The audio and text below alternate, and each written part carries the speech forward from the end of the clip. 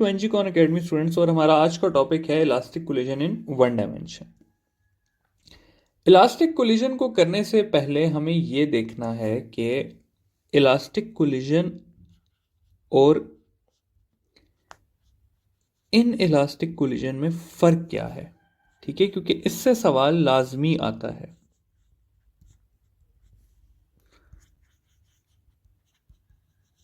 अच्छा, elastic collision और in elastic collision को अगर मैं आपको बताना चाहूँ सिर्फ कॉन्सेप्ट बनाने के लिए कि इन इलास्टिक क्या है और इलास्टिक क्या है, तो कंसिडर इस तरह से कर लें स्टूडेंट्स के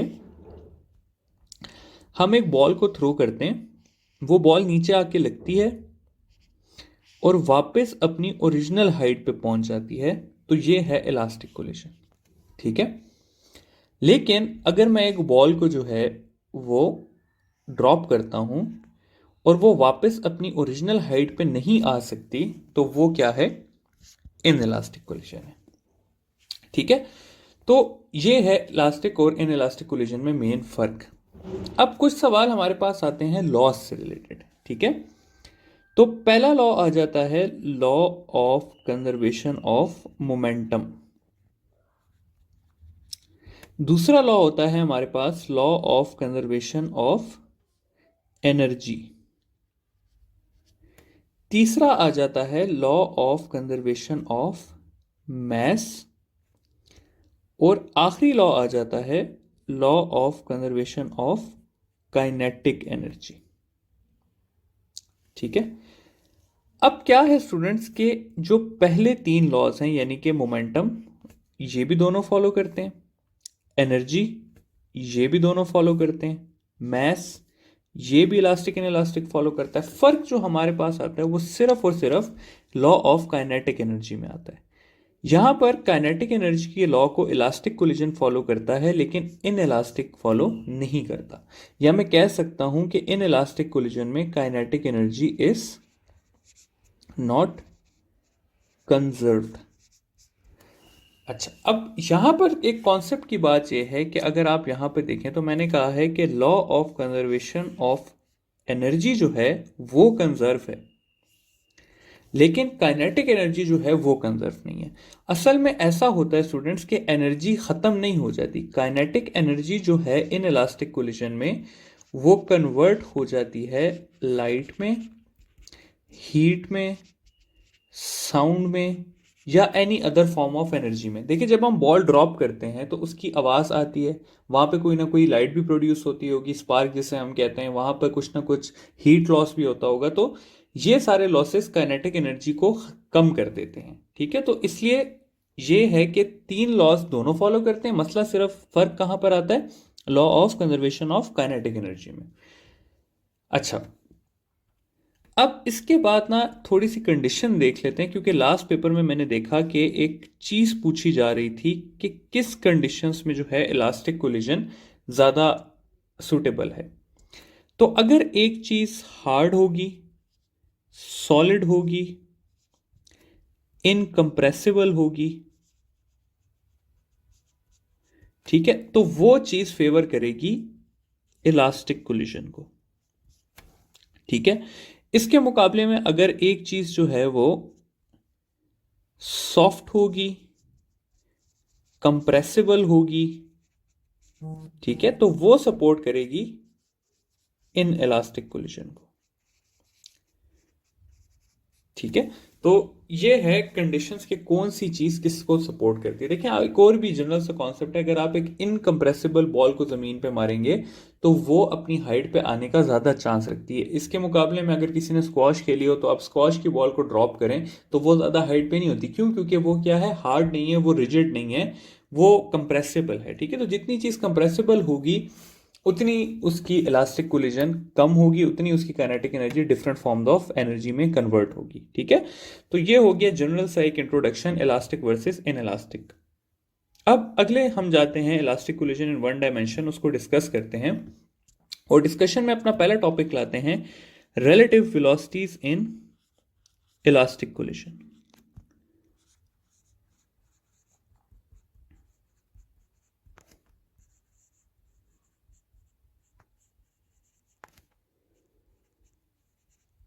अच्छा, सबसे पहले रिलेटिव वेलोसिटी के कॉन्सेप्ट को देखते हैं कि रिलेटिव वेलोसिटी है क्या चीज। ठीक है, तो रिलेटिव वेलोसिटी के केसेस को जरा देख लेते हैं। मैं कहता हूं जी कि एक गाड़ी है वो जा रही है 30 मीटर पर सेकंड से, और दूसरी गाड़ी उसके आगे जा रही है 20 मीटर पर सेकंड से। ठीक है, मैं कह देता हूं ये V1 है, ये V2 है।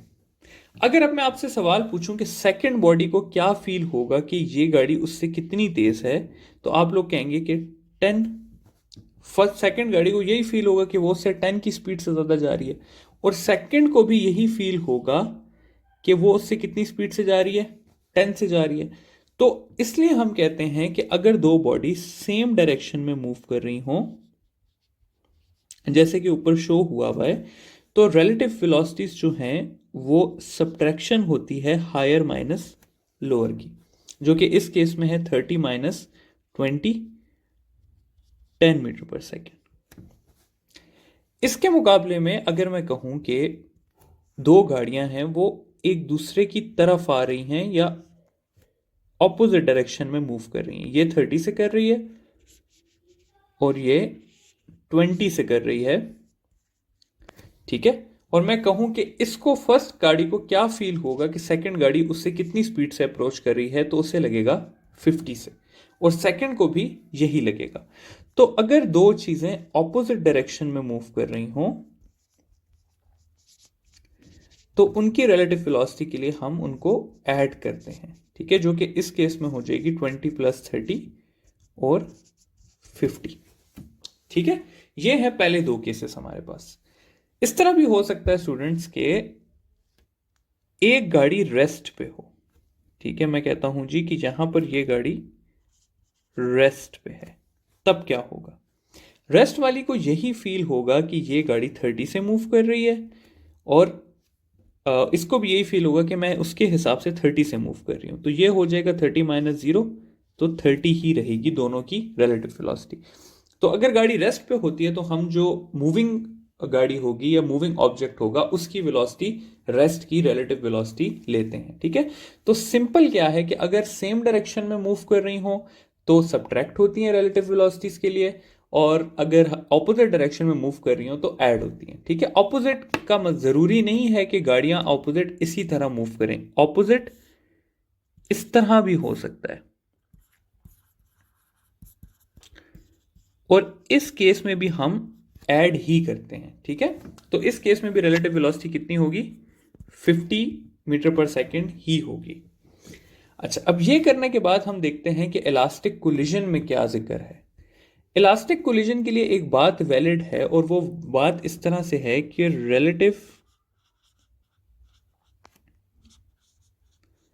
Velocities before collision is equal to relative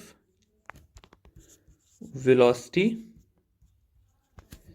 after collision, या इसको ऐसे भी लिखते हैं कि relative velocity of approach is equal to relative velocity of separation। Example लेके चलते हैं कि पहली एग्जाम्पल लेते हैं कि दो बॉल्स हैं हमारे पास,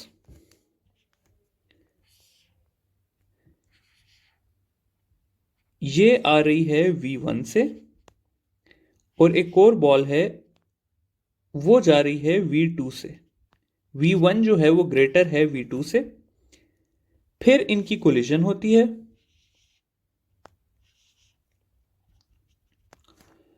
और इनकी वेलोसिटीज चेंज हो जाती हैं। ये मूव करने लग जाती है V1 डैश से, और ये मूव करने लग जाती है V2 डैश से। अब अगर ये इलास्टिक कोलिजन है तो हमने ये पढ़ लिया है कि इलास्टिक कोलिजन में रिलेटिव वेलोसिटी ऑफ अप्रोच, यानी कि ये वाली वेलोसिटीज की रिलेटिव वेलोसिटी और ये जो है ये इक्वल होगी।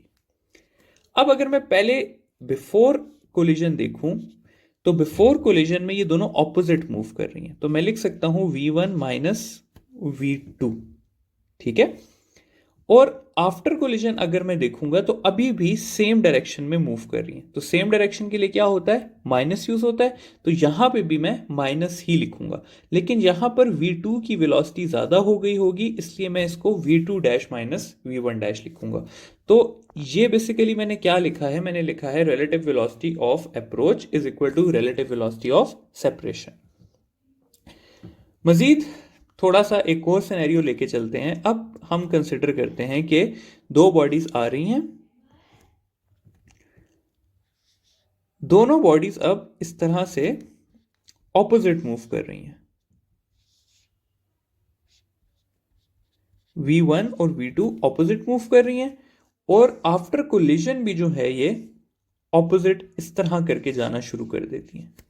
ठीक है, तो अब ये इक्वेशन किस तरह से बनेगी, अब इस इक्वेशन में चेंज कुछ ऐसा आ जाएगा कि ये हो जाएगा v1 plus v2 is equal to v2 plus v1 dash.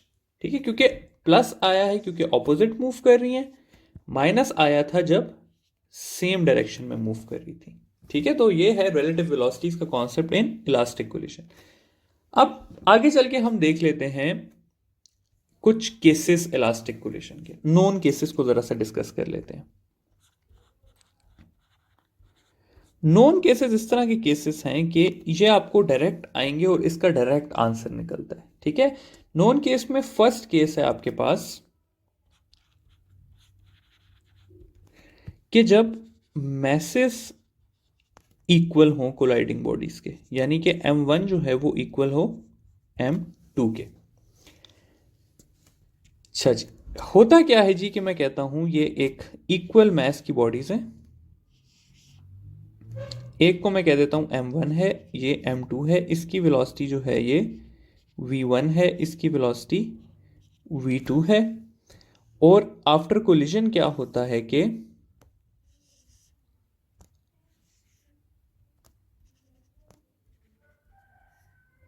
m2 की वेलोसिटी v2 डैश हो जाती है और m1 की वेलोसिटी v1 डैश हो जाती है। अब जब ये केस होगा तो जो v1 डैश होगा स्टूडेंट्स वो इक्वल हो जाएगा v2 के, और जो v2 डैश होगा वो होगा v1 के। इसका क्या मतलब है, इसका ये मतलब है कि वेलोसिटीज आर इंटरचेंज्ड। ठीक है, इसका यह मतलब है कि अगर v1 जो था वो 20 मीटर पर सेकेंड था और v2 जो था वो 10 मीटर पर सेकेंड था, तो आफ्टर कोलिजन क्या होगा, आफ्टर कोलिजन v1 डैश जो है वो 10 मीटर पर सेकेंड हो जाएगा और v2 डैश जो है वो 20 मीटर पर सेकेंड हो जाएगा। ठीक है, तो ये है बेसिकली क्या कि अगर इक्वल मैसेस होंगे तो वेलोसिटीज एक्सचेंज हो जाएंगी, इंटरचेंज हो जाएंगी। ठीक है, ये अगर पहले 20 से जा रहा था और ये 10 से जा रहा था तो ये 10 से जाना शुरू कर देगा और ये 20 से जाना शुरू कर देगा। नेक्स्ट आते हैं, सेकंड केस को डिस्कस करते हैं। सेकंड केस है हमारे पास when a massive body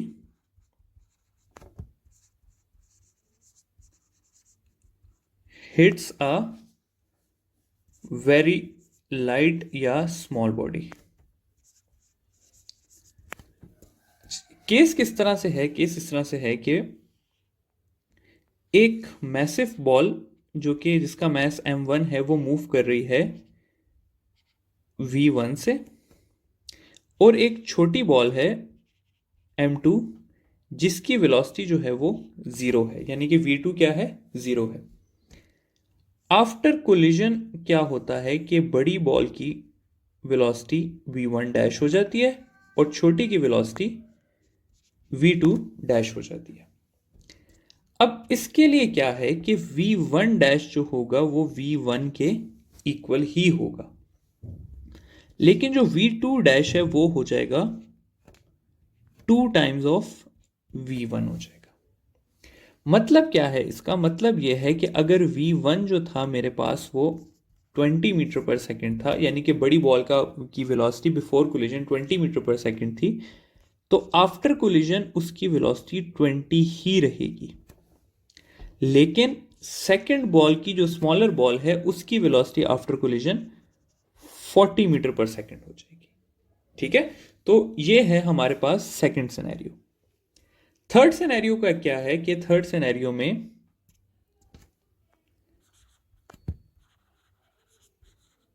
a very light body hits a massive body at rest।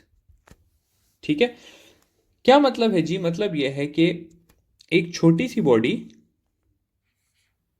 जिसका मास m1 है वो जाती है v1 से और एक मैसिव बॉडी को हिट करती है। तो आफ्टर कोलिजन जो मेरे पास स्मॉल बॉडी है उसकी वेलोसिटी हो जाएगी v1 डैश, और जो मैसिव बॉडी है उसकी वेलोसिटी मैं कह देता हूं v2 है। अब इस केस में क्या होगा? इस केस में ऐसा होगा कि v1 डैश जो होगा वो इक्वल हो जाएगा -v1 के, और v2 डैश जो है वो 0 रहेगा।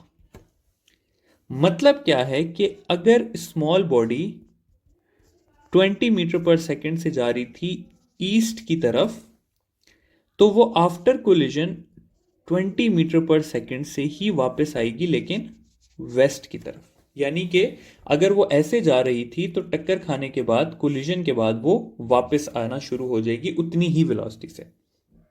जबकि जो मैसिव बॉडी है वो पहले भी रेस्ट पे थी और वो बाद में भी रेस्ट पे ही रहेगी। ठीक है, तो ये है हमारे पास क्या? Second scenario. Third scenario, final scenario जो है वो एक यूनिवर्सल इक्वेशन सिनेरियो है, जिसमें जो है हमारे पास मैसेज जो है वो डिफरेंट होंगे। मैसेज डिफरेंट होंगे और इनिशियल वेलोसिटीज गिवन होंगी। ये दो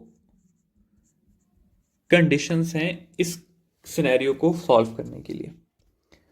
फॉर एग्जाम्पल मैं कहता हूं कि एक बॉडी है m1 जो कि जा रही है v1 से, और एक और बॉडी है m2 जो कि थोड़ी सी छोटी है m1 से और वो जा रही है v2 से। आफ्टर कोलिजन क्या होता है कि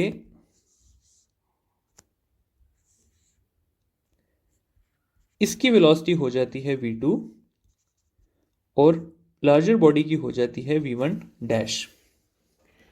अब हमने क्या है कि हमें बताना था v1 डैश क्या होता है और v2 डैश किस तरह से होता है। इसकी इक्वेशन है हमारे पास, और वो इक्वेशन कुछ इस तरह से है कि v1 is equal to 2m1 m2